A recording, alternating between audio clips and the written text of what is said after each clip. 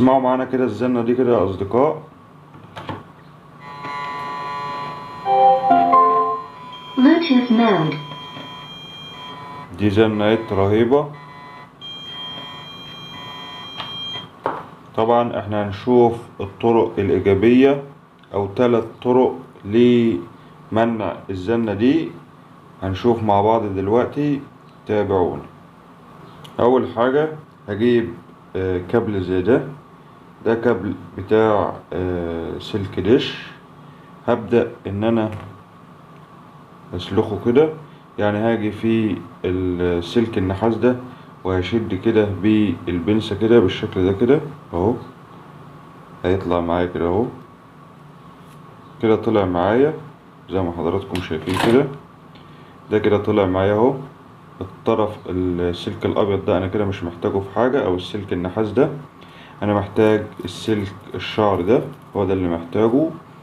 ادي من هنا اهو، وهسلخ من هنا كده من الجنب ده برضو، وهنشوف مع بعض كده يا اصدقاء. انا سلخت كده الجنبين اهو، الجنب ده والجنب ده. هنعمل ايه بقى؟ هنوصل الطرف ده بطرف الارضي او السالب من دايرة الصوت، والطرف التاني هنوصله بالارضي بتاع كارتة الام بي 3.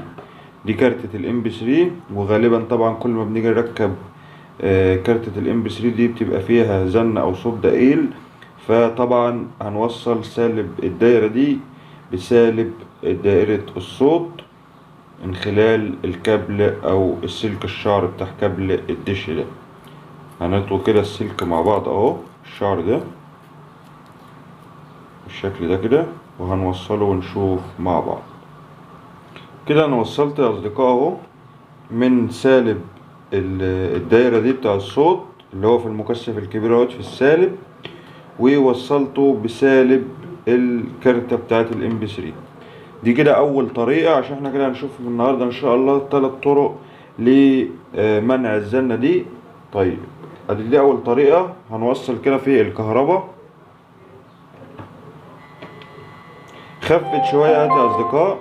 Bluetooth mode. طبعا هي ما كانتش كده، كده خفت شوية بس هي ما راحتش. طيب هنشوف الطريقة التانية. افصل كده معايا. ايه الطريقة التانية؟ الطريقة التانية ان انا هجيب مقاومة 50 اوم. المقاومة دي معايا 50 اوم. هنعمل ايه بالمقاومة دي يا اصدقاء؟ المقاومة دي هاجي في الطرف الموجب زي ما قلت، هنيجي في الطرف الموجب من كارتة الام بي 3 وهنوصلها بيه.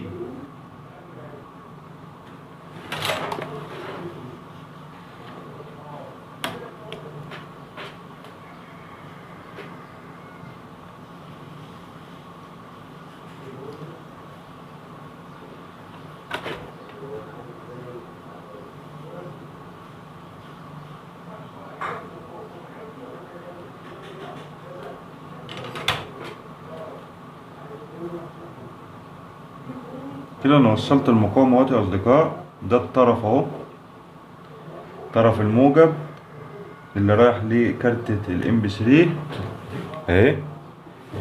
وصلت فيه المقاومة اهو.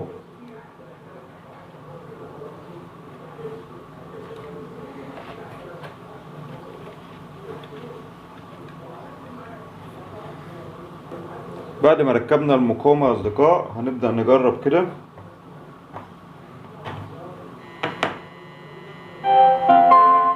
Bluetooth mode. برضو لسه الزنة موجود. طيب هنشوف بقى الحل التالت والاخير، وان شاء الله هيجيب معانا النتيجة اللي احنا عايزينها. هنجيب مكثف 1000 مايكرو اهو. مكثف 1000 مايكرو على 35. هنوصله فين المكثف ده يا اصدقاء؟ المكثف ده هنوصله على موجب وسالب الكارتة دي، كارتة الام بي 3 دي. يعني انا هقلع كده السوكت اهو. ده السوكت اللي هو التغذية لكارتة الام بي 3 فيها موجب وسالب. هوصل عليهم المكثف ده السالب مع السالب والموجب مع الموجب، وهنشوف مع بعض. يوصله هنا يلحمه في الكارتة ايا كان، مش هتفرق كتير. هوصل ونشوف مع بعض. بعد ما وصلت المكثف يا اصدقاء اهو، ادي ده الطرف السالب وصلته بسالب المكثف، وده الطرف الموجب وصلته بموجب المكثف زي ما حضراتكم شايفين كده. هنبدأ كده نجرب وبعدين نعزل المكثف. طيب هوصل كده الكهرباء اهو Bluetooth mode. كده. الزنة يا اصدقاء راحت خالص اهي، هو صوت صفارة بسيط اهو. اول ما اشغل الفلاشة او اشغل البلوتوث خلاص مش هيبقى فيه اي صوت زي ما حضراتكم شايفين كده، مفيش اي صوت خالص اهو.